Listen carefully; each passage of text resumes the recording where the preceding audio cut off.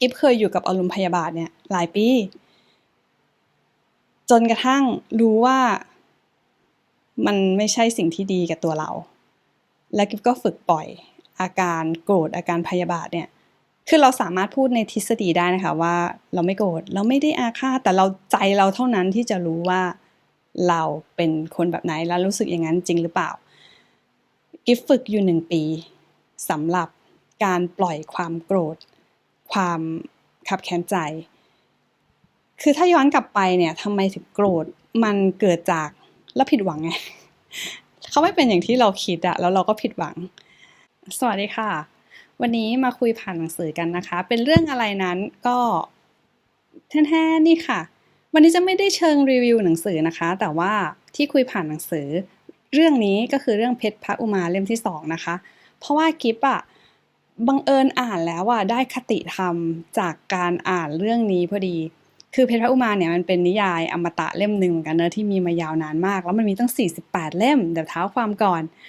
ก็ไม่คิดว่าตัวเองอ่ะจะมาอ่านเพราะว่ามันยาวเกินไปเราก็แบบไม่อยากจะอ่านนิยายที่ยาวจนเกินไปอะไรเงี้ยแต่ก็ทนกระแสไม่ไหวเพราะว่าทุกคนบอกว่าเขียนดีมากหนังสือเล่มนี้เขียนโดยคุณพนมเทียนนะคะเป็นผู้เขียนแล้วก็จัดพิมพ์โดยสำนักพิมพ์ณบ้านวรรณกรรมเพชรพระอุมาเนี่ยเขาเป็นการคณะของนางเอกเนี่ยไปจ้างพระเอกซึ่งเป็นพรานป่าใช่ไหมคะจะไปตามหาน้องชายที่เดินทางไปล่าสมบัติในหุบเขาที่ไม่เคยมีปรากฏในแผนที่มาก่อนแล้วก็เป็นแบบดินแดนที่ไม่ได้เคยถูกสำรวจมาก่อนละกันค่ะแล้วก็มีขุมทรัพย์ที่เรียกว่าเพชรพระอุมาน่ะอยู่ที่นั่นทีนี้ขณะเดินทางไปเนี่ยก็ต้องผ่านป่าในเล่ม2เนี่ยยังอยู่ในเขาเรียกว่าพาร์ทแรกของซีรีส์ก็จะพูดถึงเรื่องป่าตอนแรกที่เป็นป่าที่ยังคงจะเป็นป่าที่ผ่านการสำรวจและเป็นเส้นทางที่พระเอกของเราน่ะเดินทางจนชินเพราะว่าพระเอกของเราน่ะเป็นพรานป่าที่มีความชำนาญมากเนื่องจากพระเอกก็มีแบ็กกราวด์ที่แบบไม่ได้ธรรมดาอะไรประมาณนี้เคยเป็นนายทหารมาก่อนแล้วคราวนี้มีช่วงหนึ่งที่นางเอกกับพระเอกเขาต้องไปนั่งห้างเพื่อที่จะล่าสัตว์ด้วยกันก็คือตอนนั้นเขาอยากจะล่ากระทิงกันอะไรเงี้ยค่ะสำหรับคนที่แบบว่ามาทางศาสนามากๆอะไรอย่างงี้ก็อาจจะคิดว่าทำไมอ่านหนังสือเกี่ยวกับการล่าสัตว์คือเราต้องอ่านนิยายให้เป็นนิยายอะค่ะเราจะไม่ได้อ่านนิยายเพื่อที่จะแบบไปมองว่าเป็นการลดทอนอะไรในความถูกต้องถูกผิดอะไรทำนองนั้นในเรื่องเชิงชีวิตจริงนะคะเพราะว่านิยายก็คือเรื่องที่ถูกแต่งขึ้นมาคราวนี้มันมีตอนนี้ที่รู้สึกว่าประทับใจก็คือแล้วรู้สึกว่ามันเกิดเหตุการณ์ที่ประหลาดขึ้นกับตัวเองด้วยเพราะว่าเดิมทีอ่ะอย่างหลายคนที่ฟังกิฟมาหลายๆตอนก็จะรู้ว่ากิฟเคยเป็น panic attack ใช่ไหมคะแล้วคราวนี้ในวันนั้นที่กิฟอ่านเรื่องนี้แล้วถึงตอนที่ไปนั่งห้างพอดีเนี่ยก็คือกิฟกินชาโดยปกติแล้วคนที่เป็นแพนิคอะเวลาที่เราดื่มเครื่องดื่มที่มีคาเฟอีนมากๆอะมันก็จะทำให้เราแบบมีภาวะการเต้นของหัวใจที่กระตุ้นแรงแล้วทำให้อาการแพนิคอาจจะกระตุ้นได้ง่ายกว่าปกติแล้วกิฟก็ทานชาไปปริมาณที่แบบค่อนข้างเยอะมากและทานติดกันมาเป็นวันที่3ที่4แล้วตอนนั้นที่อ่านอะนางเอกอะเกิดความรู้สึกภาพหลอนเป็นตอนกลางคืนกำลังจะนอนละนางเอกกำลังจะนอนแล้วก็เห็นภาพหลอนได้ยินเสียงเห็นคนที่ไม่ใช่คนนะแล้วก็มีการถูกเรียกชื่อเลยก็คือเป็นการหลอนในป่าแล้วพระเอกก็ใช้กลอุบายขึ้นมาบอกว่าให้เขาลดอัตราทิฐิลงนะแล้วก็ให้สวดบทตามที่พระเอกได้พาสวดพระเอกก็พาสวดอะไรอย่างเงี้ยมันก็ดูเป็นจริงเป็นจังมากหลังจากนางเอกสวดเสร็จเนี่ยนางเอกก็หายจากอาการภาพหลอนนั้นๆแล้วก็สามารถนอนได้จนถึงเช้าพอถึงตอนเช้ามาพระเอกก็มาเฉลยความจริงว่าเขาไม่ได้เชื่อเรื่องไสยศาสตร์หรอกแต่เขาก็ไม่ได้ลบหลู่และสิ่งที่เขาบอกนางเอกก็เป็นแค่สิ่งที่เขาเป็นจิตวิทยาที่เขาแบบเหมือนแบบพูดขึ้นมาเพื่อให้นางเอกเชื่อว่าถ้าทำอย่างนี้แล้วจะสามารถหายจากอาการนี้จะสามารถเป็นปกติได้ แต่นางเอกก็ยังรู้สึกว่าจริงเหรออะไรอย่างเงี้ยแต่นางเอกจริงเขาเป็นนักวิทยาศาสตร์ใช่ไหมเขาเป็นแพทย์ด้วยแล้วก็เรียนเป็นมนุษยวิทยาด้วยอะไรเงี้ยเขาก็มีความสองจิตสองใจว่าเรื่องไสยศาสตร์มีจริงไหมนะหรือว่าแล้วสิ่งที่เขาเห็นน่ะสิ่งภาพหลอนที่เขาเห็นน่ะมันเกิดขึ้นจากอะไรนะอะไรประมาณเนี้ยทีนี้ตอนนั้นน่ะที่กิฟอ่านนะมันก็เป็นจังหวะที่กิฟมีอาการคล้ายๆจะเป็นแพนิคก็คือไม่ได้เป็นแพนิคนะคะแต่ว่าด้วยความที่คาเฟอีนมันกระตุ้นเราอะแล้วเราก็รู้สึกแบบเหมือนตัวเย็นมันเป็นปกตินะคะของคนที่หัวใจเต้นเร็วแรงแล้วมันจะเหมือนกับแบบว่ามันก็จะต้องเลือดจะต้องไปเลี้ยงอวัยวะส่วนที่เหมือนแบบไม่สำคัญน่ะน้อยลงก็คือมือเท้าก็จะเย็นเพราะว่าร่างกายมันคิดว่าเราอยู่ในสภาวะสู้หรือหนีฉะนั้นมันก็จะแบบเหมือนให้เราเตรียมพร้อมสู้หรือหนีร่างกายแล้วก็จะค่อนข้างเย็นแล้วกิ๊บก็มีอาการนั้นพอดีแล้วกิ๊บก็คิดว่าจริงๆอาการเหล่านี้กิ๊บหยุดไม่ได้หรอกมันเป็นระบบประสาทอัตโนมัติที่มันเป็นไปแล้วกิ๊บก็ไม่ได้ใช้ยาฉะนั้นก็ต้องปล่อยให้มันเป็นไปแล้วก็บอกตัวเองว่ามันไม่เป็นไรและถ้ามันจะเป็นอะไรก็ต้องปล่อยให้มันเป็นไปตามนั้นมันไม่ได้มีอะไรที่แบบจะน่ากลัวรออยู่ข้างหน้ากิ๊บเคยเป็นมาแล้วกิ๊บก็ไม่ได้ตายจากอาการ panic attack มันแค่มีความตื่นเต้นตื่นตัวอาการเหล่านั้นมันก็คล้ายๆว่าดีขึ้นเลยอีกอย่างหนึ่งก็มีคือว่าพระเอกพาคณะของเจ้านายเนี่ยก็คือคณะกลุ่มของนางเอกเนี่ยแล้วก็พี่ชายนางเอกเนี่ยไปล่าสัตว์แล้วคราวนี้เพื่อนนางเอกคนนึงที่เป็นเพื่อนสนิทเขาไปยิงกระทิงแม่ลูกอ่อนแล้วกระทิงตัวนั้นไม่ตายแล้วกระทิงตัวนั้นก็หนีเข้าป่าไปทีนี้ในความเชื่อของพราหมณ์เนี่ยเขาบอกว่าถ้ายิงสัตว์โดยเฉพาะสัตว์ที่เป็นสัตว์ใหญ่ถ้ายิงไม่ตายจะต้องตามล่านะเพราะเขาเรียกว่าอย่างเช่นถ้ายิงเสือก็จะเรียกว่าเสือลำบากถ้ายิงกระทิงก็เรียกว่ากระทิงลำบากในตอนนี้เป็นการยิงกระทิงก็คือกระทิงลำบากโดยสัญชาตญาณสัตว์ที่เขาเล่าไว้ในหนังสือก็คือว่าถ้าเกิดว่ากระทิงตกที่นั่งลำบากสัตว์เหล่านี้มันคือสัตว์เดรัจฉานเขาจะแยกผิดชอบชั่วดีไม่ได้แล้วเขาจะรู้แต่ว่าใครเผ่าพันธุ์ใดเป็นคนทำแน่นอนว่าเขาคิดว่าเป็นมนุษย์ฉะนั้นเวลาที่เขาไปเจอมนุษย์เขาจะล่าโดยที่ไม่มีเหตุผลเพราะเขาจะคิดว่าเนี่ยคือสิ่งที่ทำให้เขาได้รับอันตรายและก็จะล่าแบบไร้เหตุผลเลยมันจะเป็นลักษณะของการแก้แค้นมันจะเป็นลักษณะของการแบบทำลายเพื่อที่จะให้ตัวเองรู้สึกว่าได้ชำระและล้างแค้นไปแล้วฉะนั้นคนที่ยิงกระทิงลำบากด้วยหน้าที่รับผิดชอบของนักล่าสัตว์ที่ดีหรือว่านายพรานที่ดีจำเป็นจะต้องไปตามล่ากระทิงตัวนั้นเพื่อแบบก็คือไปปลิดชีพค่ะให้ได้ก็กรณีนี้พระเอกก็พาคณะก็คือพาคนยิงไปตามล่ากระทิงตัวนั้นแล้วกระทิงตัวนั้นก็มีอาการแบบเกรี้ยวกราดเมื่อเจอศัตรูตอนแรกก็คือเจอเสือ3ตัวนางก็เป็นกระทิงแม่ลูกอ่อนที่เพิ่งเสียลูกไปแล้วตัวเองก็ถูกยิงจนตกที่นั่งลำบากแล้วก็คือตายแน่ๆแหละแต่ว่าด้วยแรงที่มีอยู่ไม่รู้จะตายตอนไหนแต่ว่ามีภาวะความทรมานเพราะมีกระสุนฝังในอยู่เสือ3ตัวมาล่าเขาสู้จนเสือตัวนึงตายแล้วก็ขณะที่เขากำลัง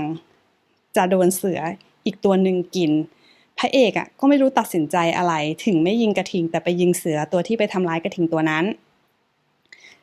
กลายเป็นว่าเสือทุกตัวที่มาทำร้ายกระทิงตัวนั้นตายแต่กระทิงหันมาเจอพระเอกซึ่งไม่ใช่คนยิงทำให้เขาเป็นกระทิงลำบากแต่เขาเห็นคนเขาก็วิ่งมาแล้วก็ทำร้ายโดยแบบเขาเรียกว่า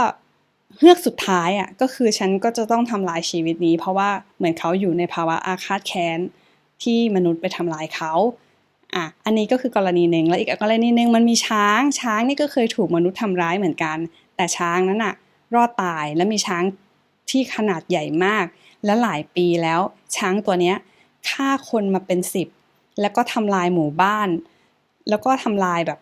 คือในเรื่องนะคะเขาบอกว่าช้าง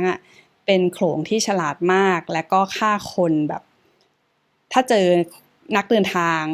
เจอนักล่าสัตว์หรือเจอหมู่บ้านเขาจะทำลายแบบฆ่าเลยแล้วก็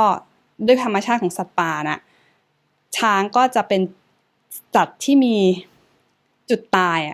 เล็กแต่ตัวเขาจะสูงมันทำให้ยิงในจุดตายเขายากมากก็ทำให้ช้างตัวเนี้ยไป เป็นช้างลำบากทำให้ใครก็ตามที่พยายามจะตามล่าเขาเพื่อที่จะไปแบบปลิดชีพเขาเนื่องจากว่าเขามีความแค้นอาฆาตกับมนุษย์สูงมากและทำลายชีวิตมนุษย์ไปนักต่อนักคือเจอหน้าไม่ได้เขาฆ่าทิ้งเลยก็พยายามไปฆ่าแต่ทุกคนที่ไปฆ่ากับโดนล่าแทนเพราะว่าเขาฉลาดกว่าเดรัจฉานทั่วไปคราวนี้กิ๊บก็เลยมาเปรียบเทียบกับเรื่องกับนิสัยของคนเนอะว่าคนเราถ้ามีความอาฆาตในระหว่างที่เราเป็นคนอยู่เนี่ยเราคนจะมีสิ่งที่เหนือกว่าสัตว์เดรัจฉานก็คือว่าจะมีความยับยั้งชั่งใจและจะมีความแบบผิดชอบชั่วดีที่มีมากกว่าสัตว์เดรัจฉานคือสัตว์เดรัจฉานจะสามารถรู้เรื่องชอบผิดชั่วดีอะไรพวกเนี้ย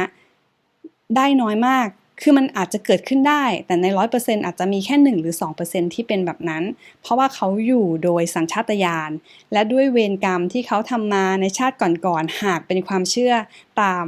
หลักพระพุทธศาสนาเนี่ยก็จะเชื่อว่าคนที่มีความแค้นความอาฆาตแบบเขาเรียกว่าอะไรนะมีความโกรธในใจค่อนข้างหนักจะทำให้เกิดมาเป็นเดรัจฉานเพราะว่าเหมือนแบบจิตเก่านำพามาเกิดอะไรอย่างเงี้ยมันก็ทำให้กิ๊บคิดว่าถ้าเกิดว่าในขณะที่เราเป็นคนแล้วเราไม่สามารถปล่อยวางความแค้นความพยาบาทได้โอกาสที่เราจะต้องไปเป็นเดรัจฉานมันมีค่อนข้างสูงเนื่องจากมันเป็นนิสัยเก่าติดตัวมา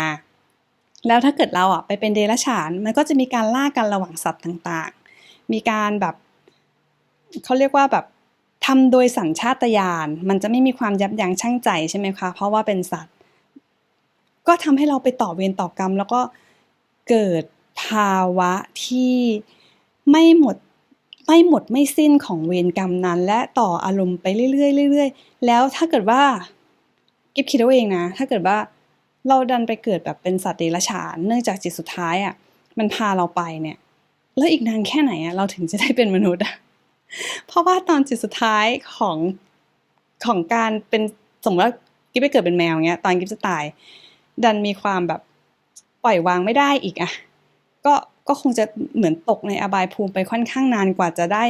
เปลี่ยนภพภูมิแล้วกลับมาเป็นคนเนี่ยก็ไม่รู้ว่าจะต้องใช้เวลาไปอีกกี่ภพกี่ชาติหากเป็นความเชื่อใช่ไหมคะทีนี้คนเราได้เกิดมาเป็นคนเนี่ยแสดงว่าในตอนจิตสุดท้ายที่เราตายหมายถึงว่าเราก็ต้องมีความสงบระดับหนึ่งเราถึงได้มากินบุญและได้เกิดเป็นคนแล้วก็มีจิตที่รู้จักผิดชอบชั่วดีรู้ยับยั้งชั่งใจมากกว่าสัตว์ทั่วๆไปอะไรประมาณนี้แล้วมันมีอย่างหนึ่งกิ๊บเคยเป็นคนโกรธง่ายคือไม่ใช่คนโกรธง่ายหรอกนะเอาเป็นว่ากิ๊บเป็นคนอัตตาสูงแล้วก็มันเป็นเรื่องของว่าเรารู้ว่าเราไม่พอใจแต่ว่าเราจะไม่แสดงออกมันไม่ใช่เรื่องของความโกรธนะกิ๊บก็ไม่ได้โกรธง่ายขนาดนั้นแต่ว่ารู้ว่าตัวเองไม่พอใจกับเรื่องอะไรมากและถ้าโกรธใครแล้วกิ๊บค่อนข้างที่จะโอกาสที่จะให้อภัยคือน้อยมากคือไม่ได้ว่าแค้นฝังหุ่นจนจะไปทำร้ายเขานะคะแต่โอกาสที่เราจะให้อภัยเขาไม่มีเลยเพราะว่าจะรู้สึกว่าเขาไม่คู่ควรที่จะได้รับการอภัยหรือความรู้สึกดีจากเราเพราะว่าเนื่องจากคนที่จะโกรธกันได้มันไม่ใช่คนที่เกลียดกันนะคะมันจะเป็นคนที่เรามีความรู้สึกดีต่อกันเราถึงจะโกรธกันมันน้อยมากที่เราจะไปเกลียดคนที่เราแบบไม่รู้จักอันนั้นคือแบบมันก็อาจจะมีก็ได้เนาะแต่ว่าน้อยมากๆแล้วกันเปอร์เซ็นต์เหล่านั้นที่จะเกิดขึ้นกิ๊บเคยอยู่กับอารมณ์พยาบาทเนี่ยหลายปีจนกระทั่งรู้ว่ามันไม่ใช่สิ่งที่ดีกับตัวเราและกิ๊บก็ฝึกปล่อยอาการโกรธอาการพยาบาทเนี่ยคือเราสามารถพูดในทฤษฎีได้นะคะว่าเราไม่โกรธเราไม่ได้อาฆาตแต่เราใจเราเท่านั้นที่จะรู้ว่าเราเป็นคนแบบไหนแล้วรู้สึกอย่างนั้นจริงหรือเปล่ากิ๊บฝึกอยู่1 ปีสำหรับการปล่อยความโกรธความขับแค้นใจคือถ้าย้อนกลับไปเนี่ยทำไมถึงโกรธมันเกิดจากแล้วผิดหวังไงเขาไม่เป็นอย่างที่เราคิดแล้วเราก็ผิดหวังแต่ว่าทำไมเราถึงให้อภัยไม่ได้มันเป็นเพราะว่าสิ่งที่เราอภัยไม่ได้เนื่องจากว่าเราคิดว่าเขาไม่คู่ควรกับความรู้สึกดี แต่จริงๆแล้วไม่ใช่นะความโกรธมันอยู่ที่เรามีหน้าที่ที่ต้องจัดการความรู้สึกของตัวเองถ้าเรารู้โทษทุกข์ของการมีความรู้สึกเนกาทีฟก็คือความโกรธความเกลียดอาฆาตพยาบาทความแค้นอะไรพวกนี้ใช่ไหมคะลองย้อนกลับไปดูสัตว์เหล่านั้นสิอันนี้เราพูดถึงแค่ในหนังสือนี้ที่พูดถึงใช่ไหมแต่ในความเป็นจริงเรารู้อยู่แล้วว่าสัตว์น่ะมันก็คือกินขี้จุดๆๆนอนไม่มีอย่างอื่นนอกจากสัญชาตญาณของการเอาตัวรอดแล้วก็สืบเผ่าพันธุ์และสัตว์น่ะดำเนินชีวิตด้วยความอยากมีโทสะง่ายอะอะไรทำนองนี้โทสะโมหะอะไรเงี้ยค่อนข้างจะง่ายในหนังสือเนี่ยยังพูดถึงเรื่องที่ว่าตอนที่เขาตกเป็นกระทิงลำบากเขาอะสามารถแบบพ่นความโกรธแล้วก็ความเกลียดในตัวเองอะแล้วก็สามารถทำร้ายทุกอย่างทำร้ายแบบคนที่ไม่รู้จักแต่ว่ามีลักษณะเป็นคนอย่างนี้นะเพราะเขาแยกไม่ได้ไงเขารู้แต่ว่าเขามีอารมณ์เนี้ยแล้วก็สิ่งที่ลักษณะเนี้ยแล้วก็สิ่งที่เป็นภัยอะทำให้เขาแบบสามารถที่จะฆ่าทำร้ายหรืออาฆาตหรือแบบคือมันแยกไม่ได้อะแล้วมันน่ากลัวนะมันในความรู้สึกคิดว่ามันน่ากลัวนะที่เราจะแบบยึดติดกับอารมณ์เหล่านั้นมันเหมือนง่ายคนน่ะอันนี้กิ๊บคิดเองนะสิ่งที่กิ๊บคิดได้ก็คือแบบมันเริ่มจากการที่เรามีอัตรากิ๊บก็เป็นคนมีอัตรานะว่ามันพูดยากทุกวันนี้ก็กิ๊บก็มีเพราะว่าอัตรามันทำให้เกิดสิ่งว่าเราเอาอารมณ์ไปกระทบตรงนั้นมากโดยเฉพาะกิ๊บเป็นคนที่ไม่ชอบให้ใครมาล้ำเส้นแต่กิ๊บก็ไม่ได้บอกเขาแบบดีๆในสมัยก่อนนะถ้าใครล้ำเส้นกิ๊บจะไม่ว่าตอนแรกเพราะกิ๊บคิดว่าโอเคเขาอาจจะไม่ตั้งใจครั้งที่1ครั้งที่2กิ๊บก็คิดว่าเขาอาจจะไม่ตั้งใจจริงๆแต่ถ้าเขาทำ3ครั้งกิ๊บจะตีความไปเลยว่าคุณตั้งใจและคุณสันดานไม่ดีมากๆเลยที่ทำแบบนี้กับเราแล้วเราก็จะไม่ให้โอกาสที่จะพูดบอกว่าเราไม่ได้ชอบสิ่งที่คุณทำนะแต่เราจะแบบพูดง่ายๆคือด่ากลับ ก็คือจะด่ากลับหรือไม่งั้นก็พูดแบบตรงๆไปเลยว่าสิ่งที่เขาทำอยู่มันล้ำเส้นแล้วเขาก็จะแบบงงว่าเกิดขึ้นอะไรขึ้นเพราะเขาไม่เคยได้รับสัญญาณจากเราเลยว่าเราไม่ชอบแต่เขาทำทุกครั้งเราก็ nice กลับไปเขาก็เข้าใจไปเองว่าเราแบบคงแบบ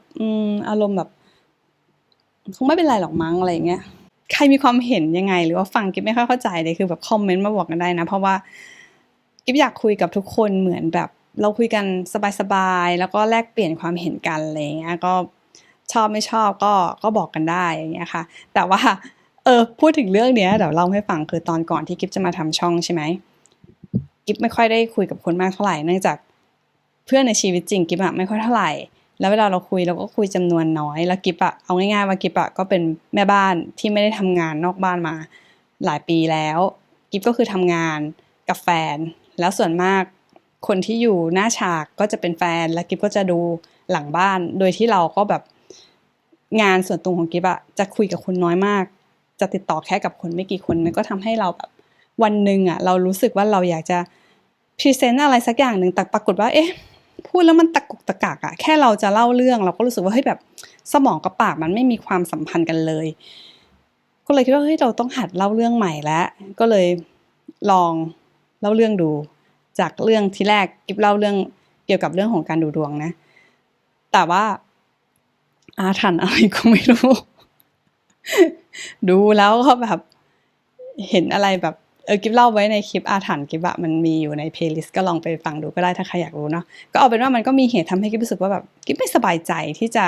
เล่าเรื่องดวงคือกิ๊บไม่ได้เล่าแล้วแบบดูดวงแล้วเสียเงินหรือว่ารับเงินใครนะแต่หมายถึงอยากดูดวงเหมือนแบบเหมือนโหนดังๆที่ทายราศีนี้ดาวย้ายไปเลยเหมือนช่วงนี้มีดาวย้ายเราก็แบบอยากพูดอะไรเงี้ย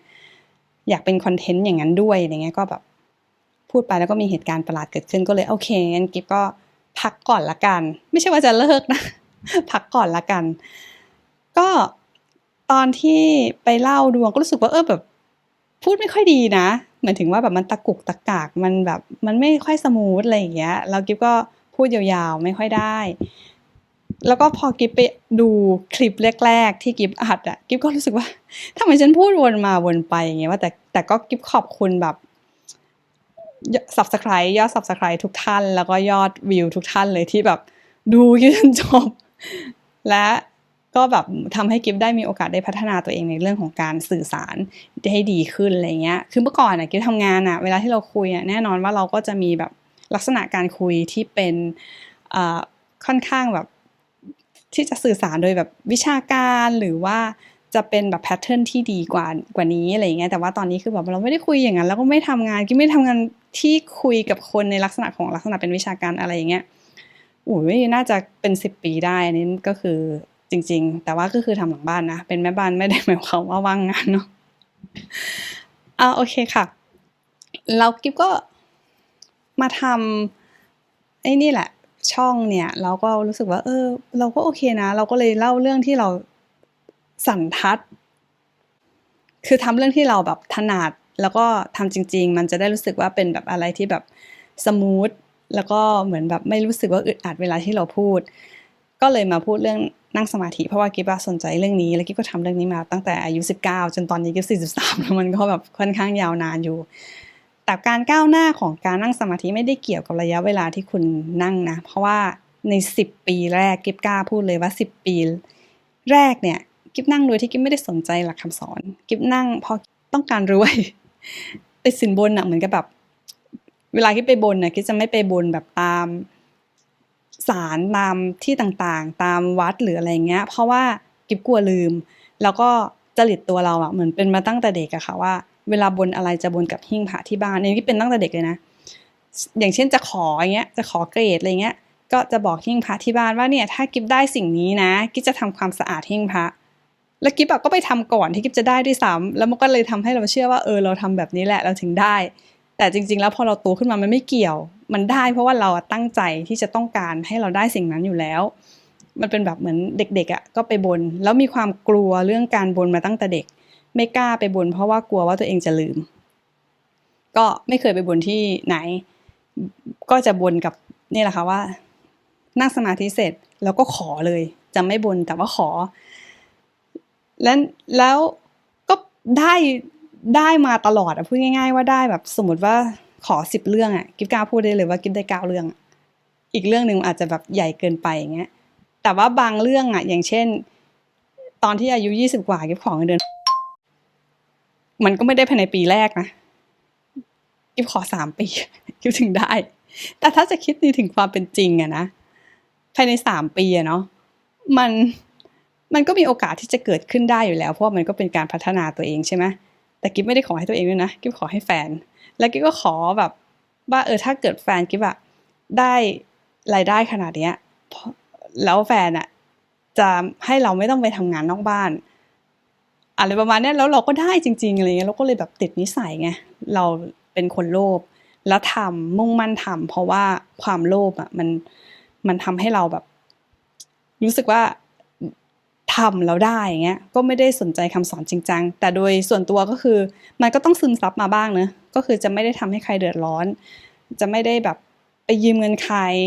แล้วนิสัยเดิมคือเป็นคนไม่ซื้อหวยคือไม่ซื้ออยู่แล้วนะไม่ได้ว่าแบบเพิ่งมาศึกษาเรื่องศาสนาแล้วก็ไม่ซื้อแต่คือเป็นคนไม่ซื้อหวยอยู่แล้วเพราะว่างก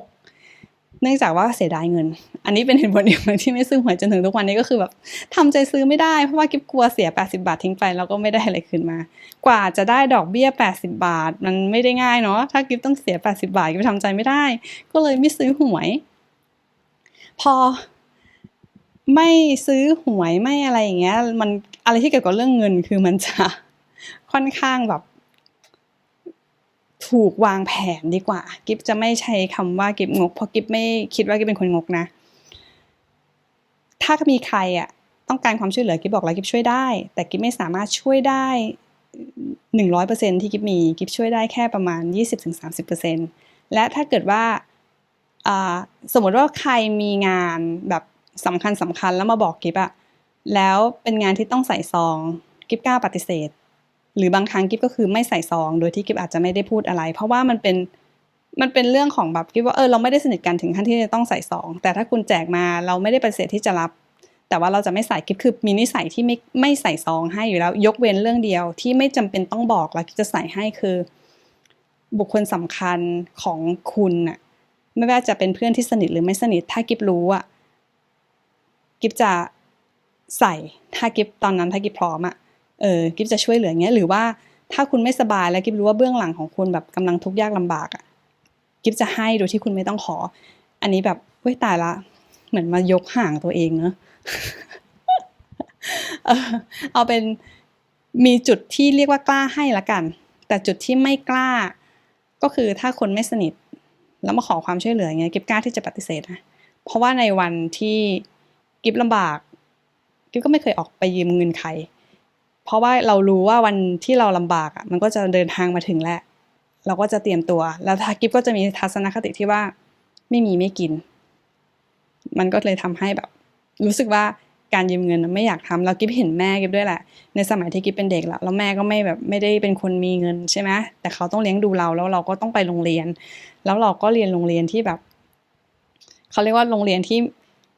มีชื่อในจังหวัดมันก็มีค่าใช้จ่ายเรื่องของการเดินทางการกินที่แบบมันอยู่ไกลแล้วก็เขาก็ต้องใช้จ่ายค่อนข้างเยอะเพราะอยากให้ลูกไปอยู่ในสังคมที่ดีหน่อยอะไรอย่างเงี้ยแล้วเวลาเขาไม่มีเงินเขาก็ไปยืมแล้วเราเห็นตอนที่เวลาเขาไปยืมคนที่ให้เขายืมทั้งที่มีอาชีพเป็นการปล่อยเงินกู้นะก็ไม่ได้เวลคัมพ่อแม่เราเลยอะไรอย่างเงี้ยแล้วเราก็รู้สึกว่านี่แหละฉันจะไม่เป็นหนี้เพราะว่ามันเป็นภาพที่เห็นวันนี้เหมือนคุยไร้สาระอะไรเนาะออกไปเรื่องแบบ กะจะคุยเรื่องเพชรพระอุมาก็โอเคค่ะกิ๊บก็คิดว่ามันก็น่าจะเกี่ยวกันบ้างไม่มากก็น้อยเพราะมันเป็นความกิเลสของมนุษย์นะแต่ในเพชรพระอุมาที่กิ๊บอ่านเจอคือสัตว์นะมันมีกิเลสก็คือโมหะและโทสะมันค่อนข้างเยอะเวลามันตกที่นั่งลำบากเนี่ยมันจึงแยกไม่ได้ต้องใช้อารมณ์เท่านั้นในการแบบดำเนินชีวิตไปเมื่อเกิดความโกรธก็ฆ่ากันง่ายดายเมื่อเกิดความแบบอาฆาตใครก็ตามแต่ที่มีลักษณะนิสัยหรือว่ารูปไม่ใช่ลักษณะนิสัยที่มีลักษณะแบบกายภาพเผ่าพันธุ์อย่างเช่นแบบมนุษย์อะไรเงี้ยใครก็ตามเดินสองขามันก็คือทำร้ายหมดแล้วก็ใครแม้กระทั่งว่ามันถูกเสือรุม3 ตัวแรงเฮือกสุดท้ายของความตกที่นั่งลำบากคือมันถูกยิงมันจะตายแล้วมันยังสามารถกัดเสือตายได้อะไม่ใช่กัดสิขวิดเสือตายได้คือ